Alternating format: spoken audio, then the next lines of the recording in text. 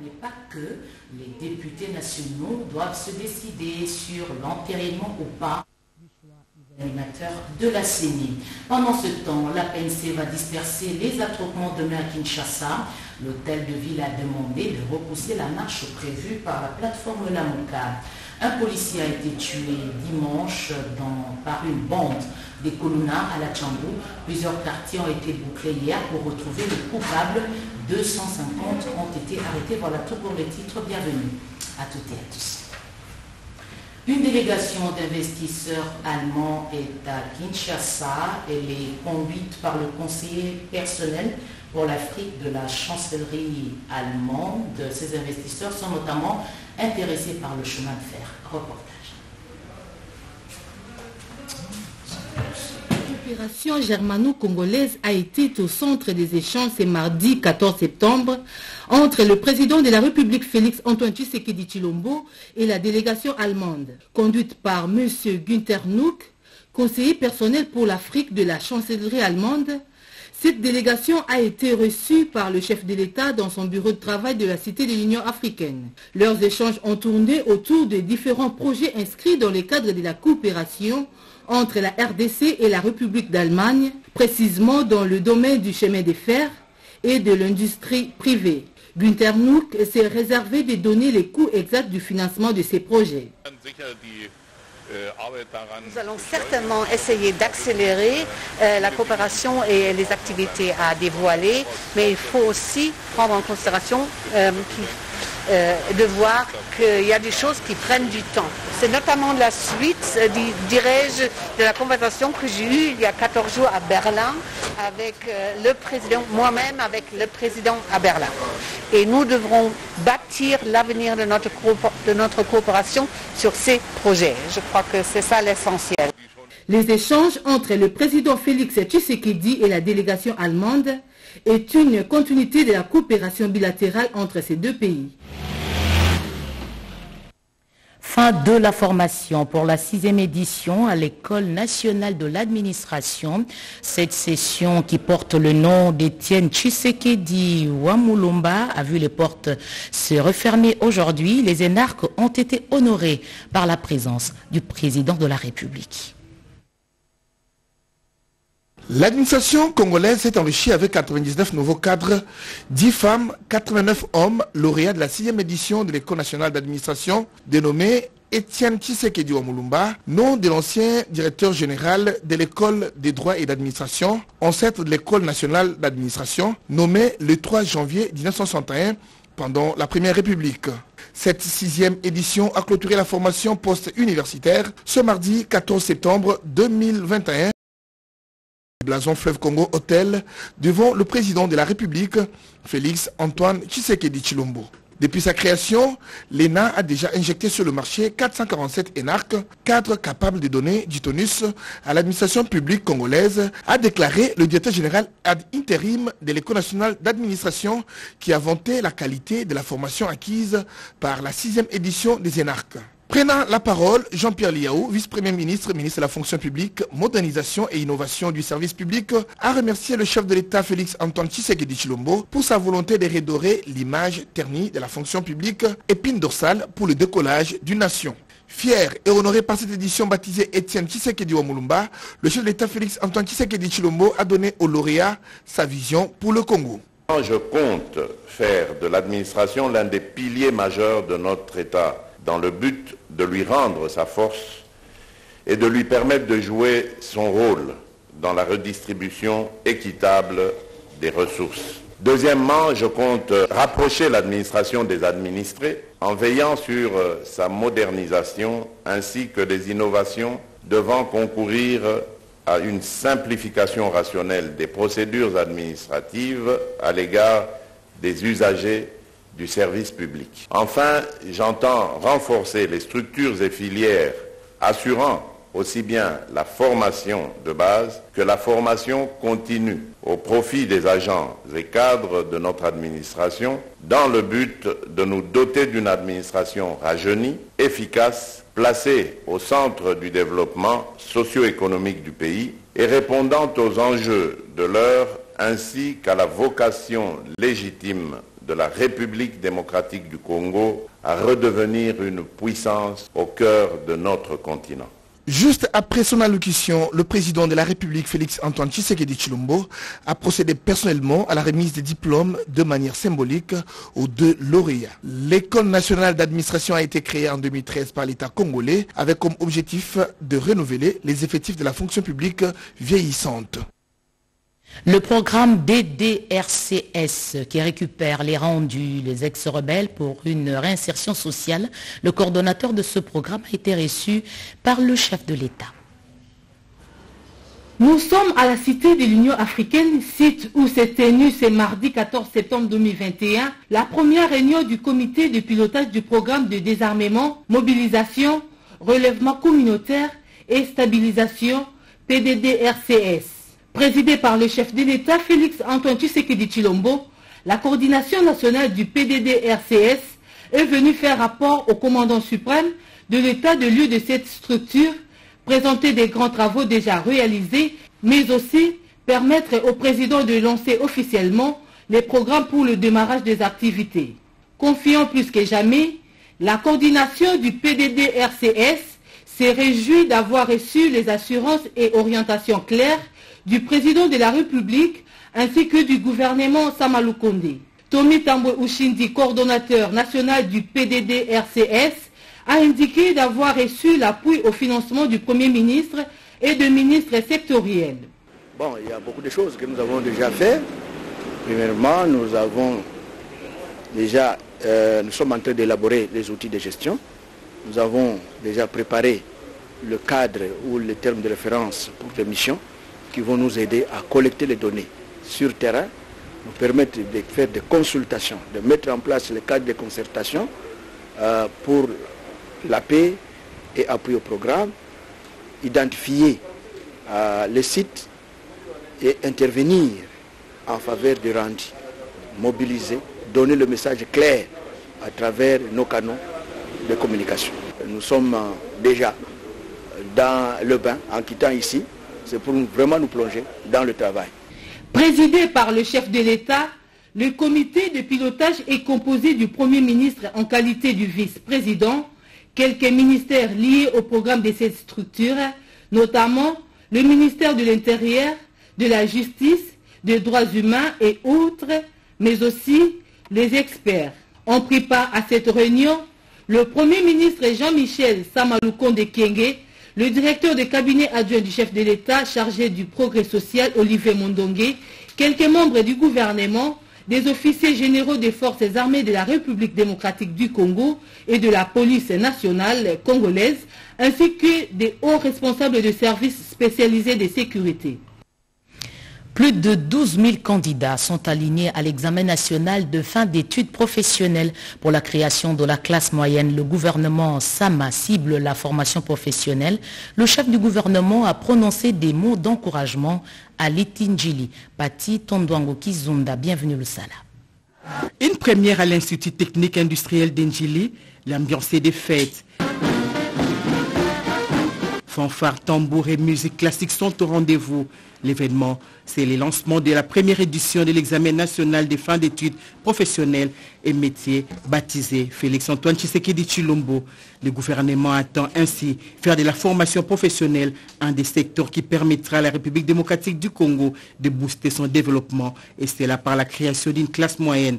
Il compte donc sur les 12 600 candidats de cette première édition répartis dans 24 filières, entre autres la maçonnerie et la menuiserie sur toute l'étendue de la République démocratique du Congo. La présence du Premier ministre montre l'importance que le gouvernement accorde à ces secteurs.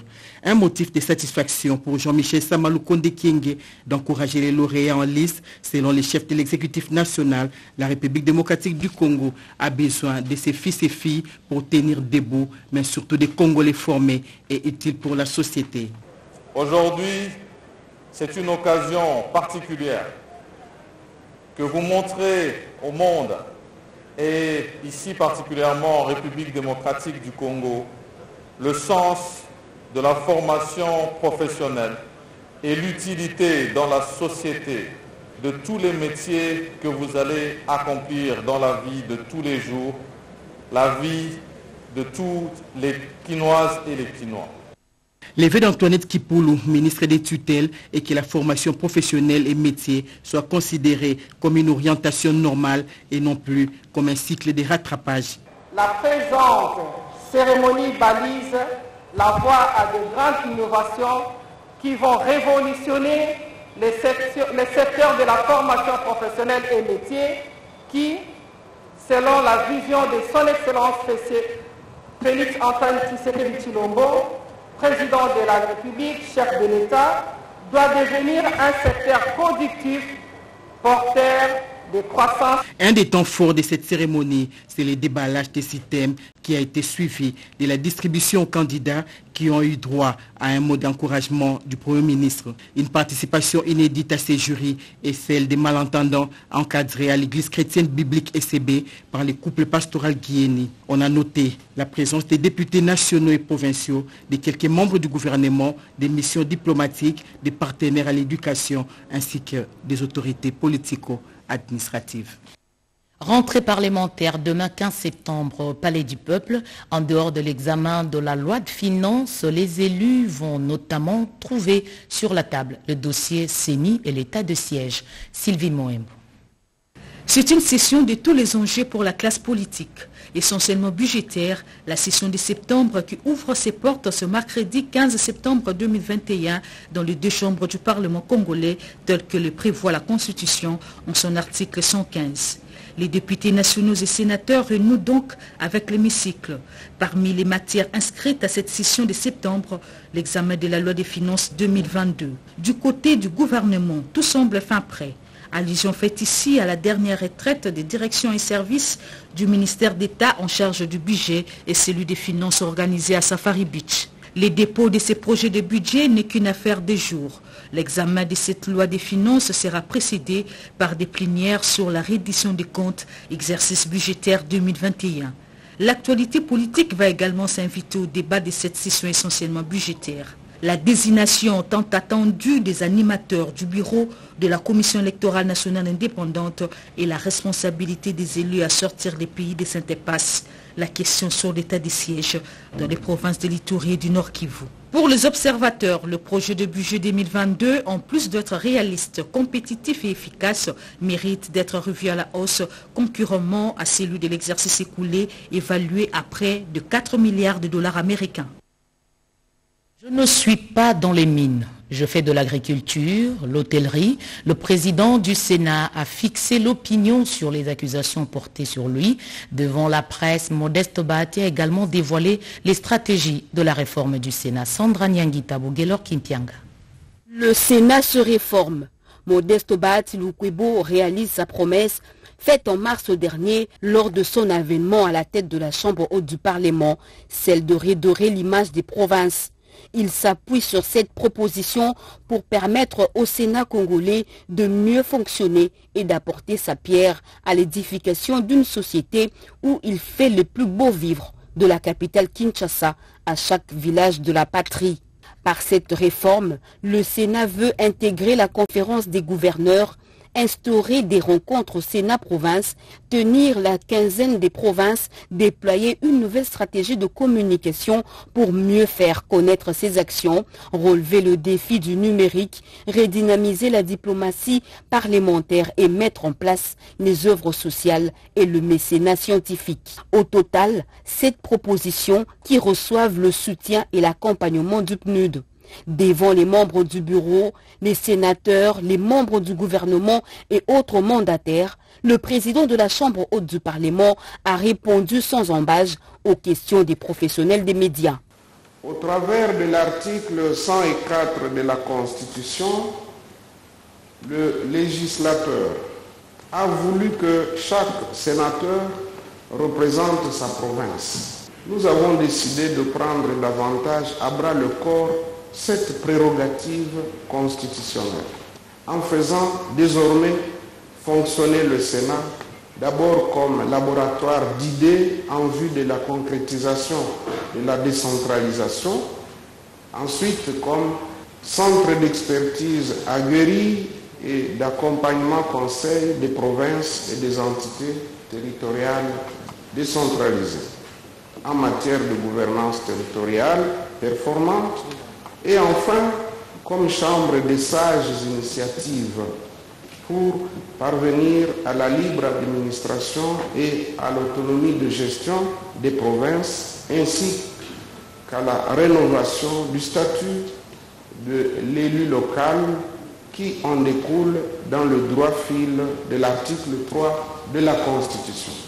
Réagissant aux questions des journalistes sur l'affaire Regal Mining, dont certaines sources lui attribuent la paternité, le président du Sénat, Modeste Bahati Lukwebo, s'inscrit en faux et déclare n'avoir jamais eu de relations avec cette entreprise qui est accusée d'exploiter illicitement les minerais dans l'est de la République démocratique du Congo. Son avènement au Sénat a changé beaucoup de choses, notamment l'amélioration du social des administratifs, une autre promesse de sa campagne, réalisée à la satisfaction de tous.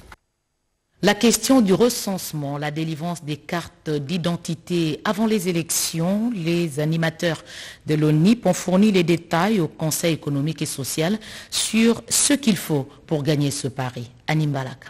La République démocratique du Congo, résolument engagée sur la voie du recensement de sa population, souhait exprimé par le président de la République, Félix Antoine Tshisekedi Tshilombo et l'ensemble du gouvernement lors du dernier Conseil des ministres.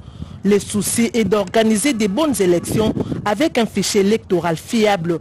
Aussi, doter la population des cartes d'identité avant les élections. Porteur de cette lourde responsabilité, le directeur général de l'Office national d'identification de la population, Richard Ilunga, a donné tous les détails allant du financement aux études de faisabilité au président du Conseil économique et social, Jean-Pierre Kiwakana. Je demande à la nation de se préparer. L'identification est en marche. Bientôt, les choses sérieuses vont commencer dans ce domaine. Elles ont déjà commencé et que tous les Congolais sauront qui ils sont, auront une carte d'identité et ça permettra à notre pays, notre beau pays, de devenir un pays normal. Parce que la définition d'un pays, d'une nation, d'un État, tout ça a quelque chose en commun, c'est la connaissance et la reconnaissance de la population. Jean-Pierre Kiwakana a pour sa part promis son soutien à l'ONIP et souhaite voir cette institution réussir sa mission. Dans ses prévisions, l'ONIP avait évalué à 350 millions de dollars américains le montant global pour identifier la population. Cette opération devrait se terminer avant les élections. Les assises de Lubumbashi ne doivent pas être des états généraux de trop. C'est ce que pense le ministre de l'enseignement supérieur et universitaire Mohindo Nzangi. Il l'a dit à la clôture des travaux. On revient sur les recommandations de ces assises avec Edith Chala. Les lampions se sont éteints mardi à Lubumbashi. Les états généraux de l'enseignement supérieur et universitaire appartiennent désormais à l'histoire. Ils auront eu le mérite de donner à la République démocratique du Congo l'université qu'il lui faut, du moins sur le papier. Le rapport final, dont la présentation a été faite par le professeur Antoine Timpi, a été remis au ministre de l'enseignement supérieur et universitaire, Mohindo Nzangi, qui n'aura raté aucun moment fort de ses assises. Pendant 5 jours, toutes les sommités scientifiques se sont penchées sur ce vivier d'élite qu'est l'université pour un diagnostic sans complaisance et proposer une thérapeutique adéquate. Et parmi les urgences, il y a la généralisation dès l'année académique 2021-2022 du système licence master doctorat LMD qui émerge d'une batterie de 329 recommandations issues de ces états généraux.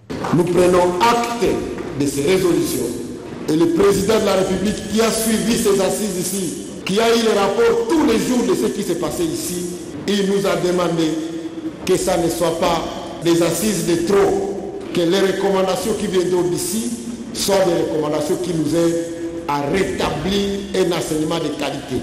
Maintenant commence le laborieux et pénible périple de la mise en œuvre. Le ministre de l'enseignement supérieur et universitaire, Mohindo Nzangi, à travers lui tout le gouvernement Samalukonde, dispose à présent d'un canevas de travail pour une université congolaise en tête des listes des meilleures universités africaines, comme c'était le cas dans le passé. Caire vient d'abriter les travaux du Forum sur la coopération internationale. Les participants à ces assises ont été renseignés sur les opportunités d'investissement en République démocratique du Congo. La RDC, le gouvernement congolais, s'est fait représenter à ces travaux par le vice-ministre du Plan, Crispin Mbadou. Peggy Mukunda, reportage. Sur les différentes thématiques sur la coopération internationale des pays en voie de développement pendant cette période de la pandémie de Covid-19 et réfléchir sur les synergies d'action collective pour une coopération internationale au service du développement communautaire entre la République arabe Égypte et la République démocratique du Congo. Tel est l'objectif de la première édition du Forum sur la coopération internationale qui s'est tenue en Égypte au Caire. C'est le vice-ministre du Plan, Crispin Mbadou, qui a représenté le gouvernement congolais à ces assises. La République arabe est l'un des pays partenaires chers à la République démocratique du Congo et c'est pour cela que le président de la République, son Excellence M. Félix Antoine Tshisekedi Tshilombo, chef de l'État et président de l'exercice de l'Union africaine, a donné personnellement des instructions à notre gouvernement de réfléchir sur les synergies d'action collective pour une coopération internationale et spécifique au service du développement entre nos deux pays. Ceci constitue pour l'Afrique les enjeux de la sécurité alimentaire et les perspectives de l'évaluation du système alimentaire à l'ère des numériques. Pour y arriver, le gouvernement a adopté le plan directeur d'industrialisation chiffré à 50 milliards de dollars américains à l'horizon 2030. Et c'est par une visite des sites touristiques égyptiens qu'a clôturé cette grande rencontre. Une autre rencontre, Kinshasa accueille Harare. C'est pour relancer la coopération commerciale, exploiter les opportunités d'affaires mutuellement avantageuses. Edith Chalakatala. C'est de ce genre de fora que naîtra une véritable intégration africaine dans le cadre de la zone de libre-échange continentale africaine, ZLECAf. Le ministre des Affaires étrangères et du Commerce international de la République du Zimbabwe, David Musabana, conduit une importante délégation à ces assises de Kinshasa. Dans les différents échanges conduits du côté congolais par le ministre du Commerce extérieur, Jean-Lucien Boussa-Tongboa, le vœu est de propulser les économies de deux pays vers une industrialisation accrue et un développement harmonieux dans un espace commun. Il est en effet dans l'intérêt réciproque de nos deux pays de suffisamment exploiter les opportunités d'affaires mutuellement avantageuses pour le bien-être de nos populations.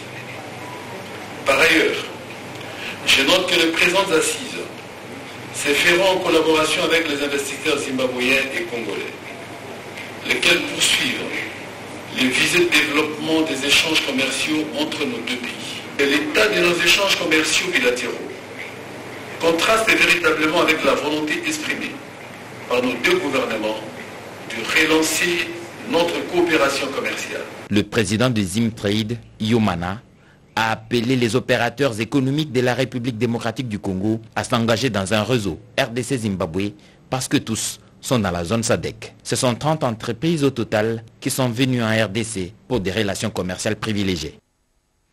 Comment lutter contre le terrorisme? Un atelier national des consultations a ouvert ce porte Kinshasa, des travaux ouverts par le conseil spécial du chef de l'État en matière de sécurité, François Beya. C'est ce mardi 14 septembre 2021 que le conseiller spécial du chef de l'État en matière de la sécurité et secrétaire permanent du comité national de lutte contre le terrorisme, François Beyakasonga, a ouvert l'atelier national des consultations sur le projet de la stratégie antiterroriste de la RDC et de son plan d'action. Selon François Beyakasonga, le terrorisme est l'une des plus graves menaces contre la paix et la sécurité internationale de notre siècle.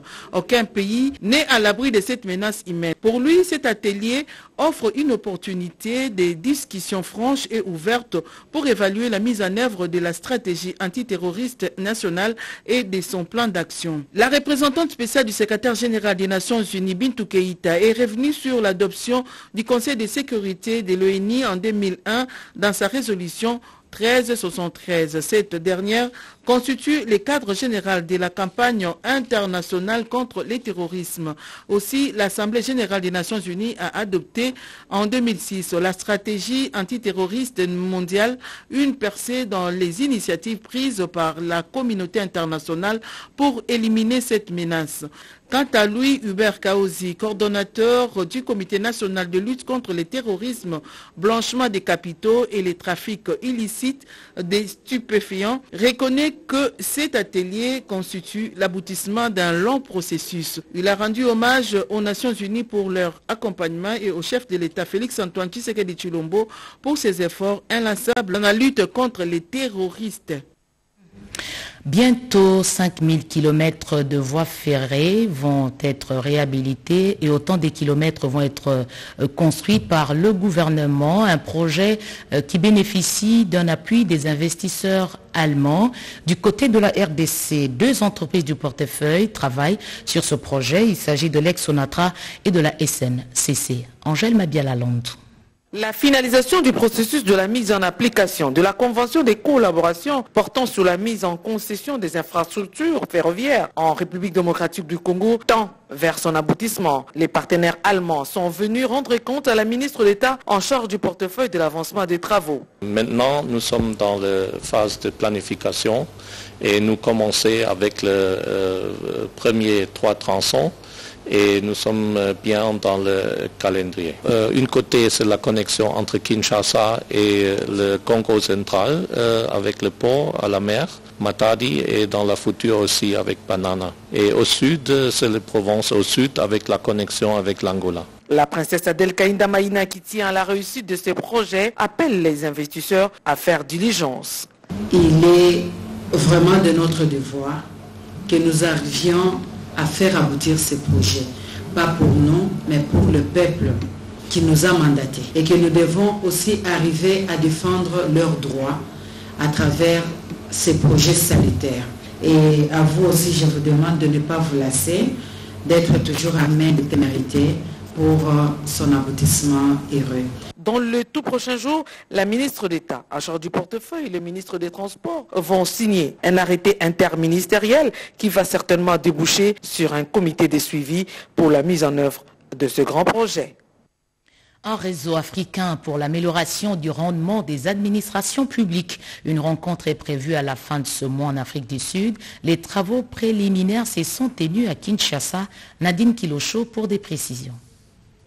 L'Assemblée générale qui se tiendra à la fin de ce mois de septembre en Afrique du Sud, le vice-premier ministre, ministre de la fonction publique Jean-Pierre Liaou a procédé au lancement des travaux d'Amdine, région Afrique centrale, ce lundi 13 septembre 2021 à l'hôtel Rotana. Ces assises de Kinshasa connaissent la participation de plusieurs pays de la sous-région tels que le Cameroun, la République du Congo, le Centrafrique et d'autres. La vision d'Amdine est de permettre aux écoles qui en sont membres, de devenir des centres d'excellence, capables de répondre aux défis de développement africain et aux engagements mondiaux.